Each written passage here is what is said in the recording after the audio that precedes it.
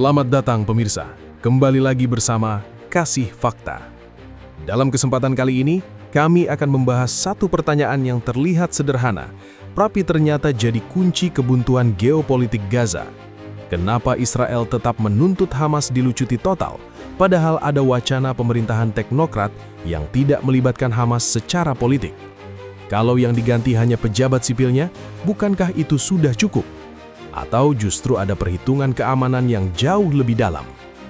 Pernahkah terpikirkan oleh Anda, bagaimana satu wilayah bisa dipimpin oleh para profesional non-partai, tapi tetap dianggap berbahaya oleh negara tetangganya?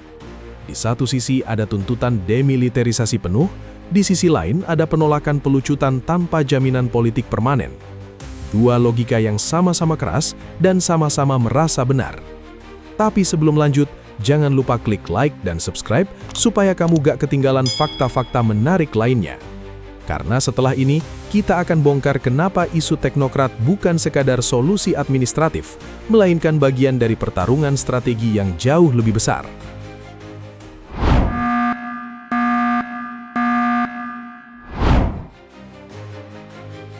Setelah serangan 7 Oktober 2023, Perang Gaza bukan hanya soal operasi militer, tetapi juga soal siapa yang akan mengelola wilayah itu setelah pertempuran mereda.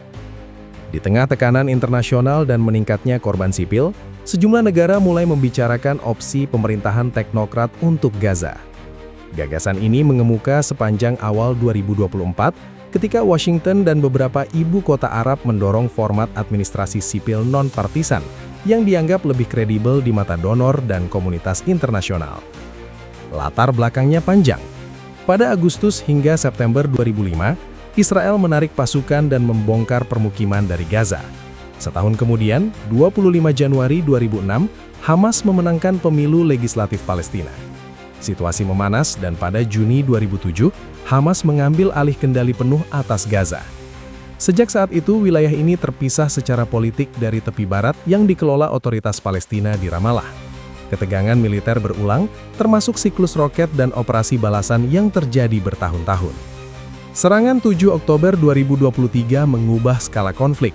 Pemerintah Israel menyatakan targetnya bukan hanya menghentikan serangan, tetapi memastikan Hamas tidak lagi memiliki kapasitas militer.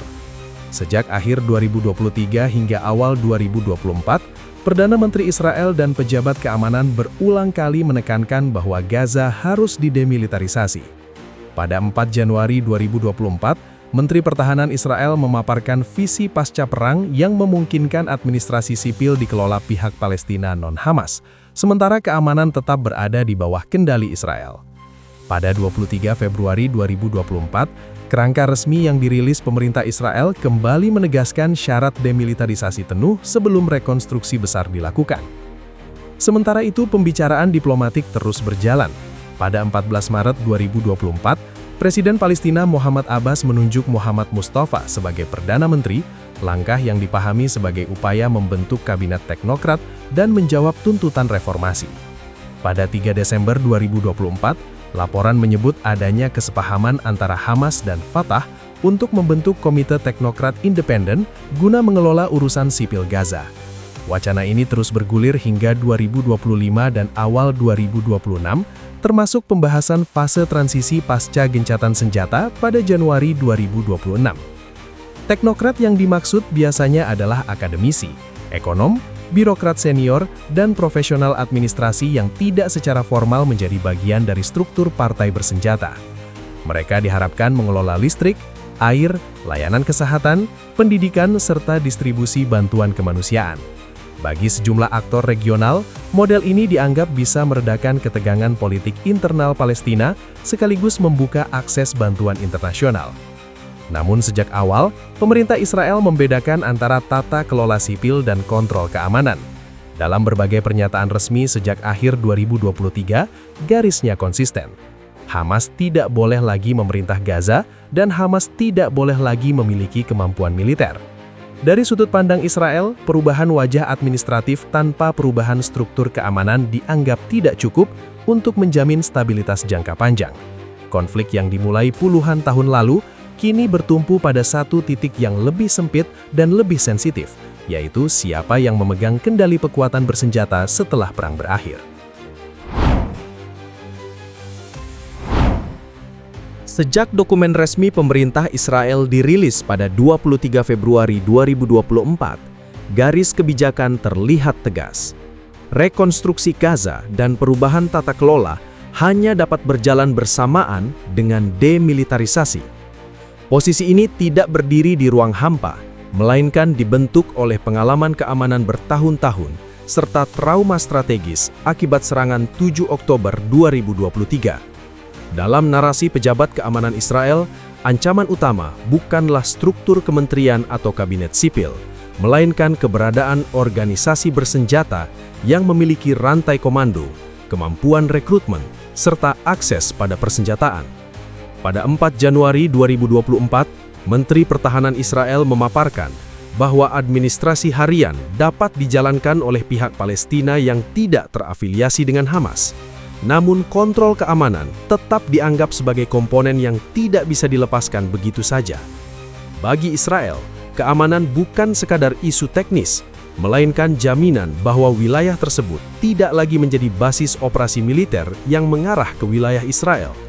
Karena itu, dalam berbagai pernyataan sepanjang 2024 dan 2025, pejabat Israel menekankan perlunya pembongkaran infrastruktur militer Hamas, termasuk jaringan terowongan dan unit bersenjata.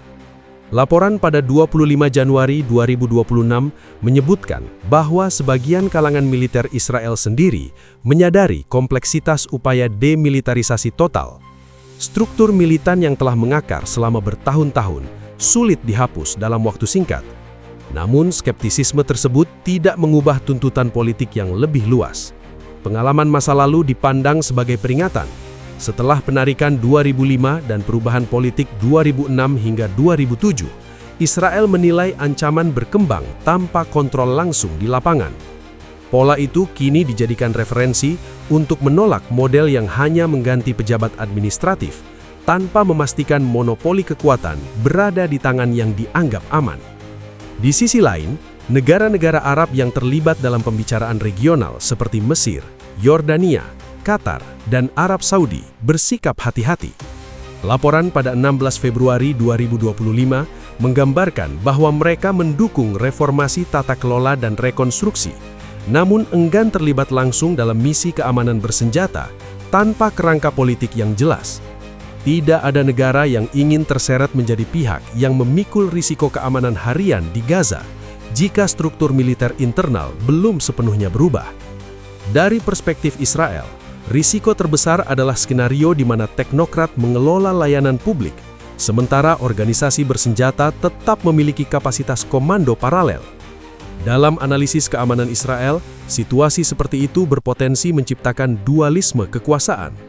Pemerintahan sipil mungkin tampak netral, tetapi kendali nyata atas stabilitas wilayah dapat berada di struktur yang tidak berada dalam kesepakatan keamanan resmi.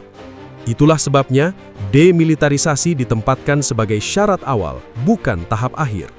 Bagi pemerintah Israel, perubahan administratif tanpa perubahan struktur kekuatan bersenjata dipandang sebagai solusi parsial yang tidak menyentuh inti persoalan keamanan. Sikap ini menjelaskan mengapa setiap pembahasan teknokrat selalu kembali pada satu prasyarat yang sama, yaitu pembongkaran kemampuan militer Hamas sebelum model tata kelola baru dapat dianggap kredibel.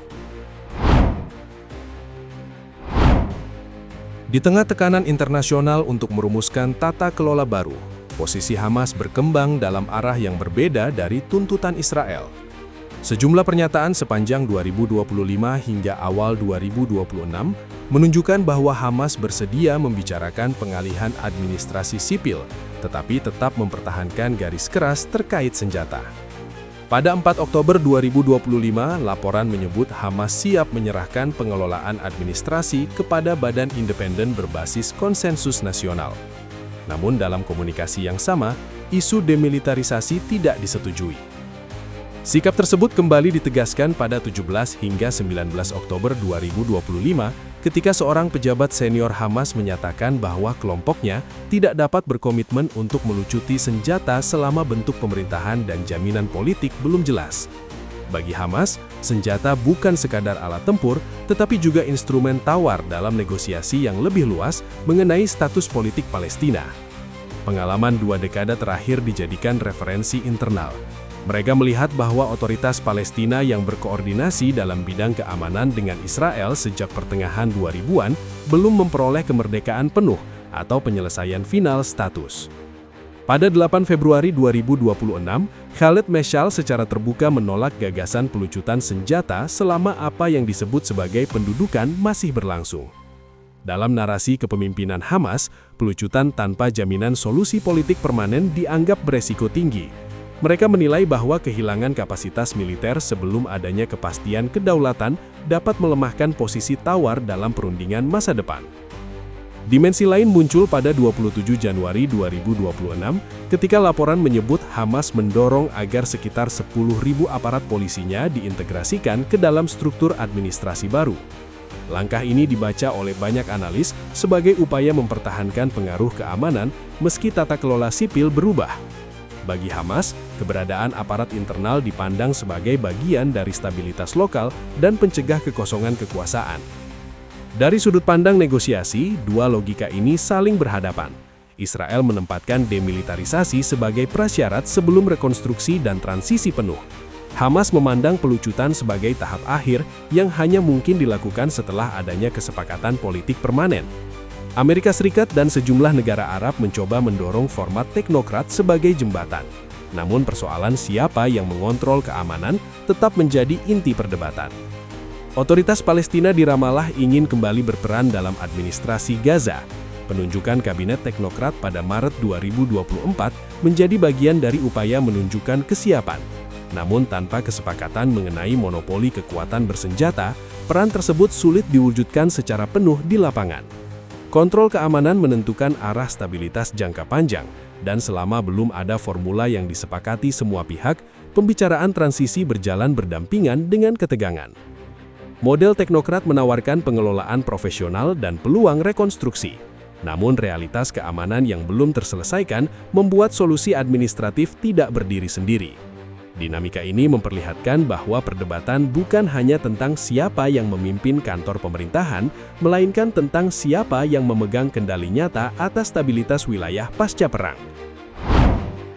Pembahasan tentang Gaza hari ini memperlihatkan bahwa persoalan pasca perang bukan hanya soal membangun kembali gedung yang hancur, tetapi juga menyusun ulang struktur kekuasaan yang selama ini menentukan arah konflik.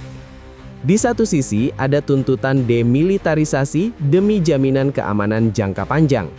Di sisi lain, ada perhitungan politik dan identitas yang membuat pelucutan tidak mudah diterima. Di tengahnya, berbagai aktor internasional mencoba merancang format teknokrat sebagai jalan transisi, namun tetap harus berhadapan dengan realitas kontrol keamanan di lapangan. Isu ini terus berkembang seiring dinamika diplomasi dan kondisi regional. Keputusan yang diambil dalam beberapa bulan dan tahun ke depan akan sangat menentukan wajah Gaza serta stabilitas kawasan yang lebih luas. Jika kamu ingin terus mendapatkan analisa geopolitik yang tajam, berbasis fakta, dan disampaikan secara jelas serta mudah dipahami, jangan lupa subscribe ke channel Kasih Fakta dan aktifkan lonceng notifikasi agar tidak ketinggalan fakta menarik lainnya.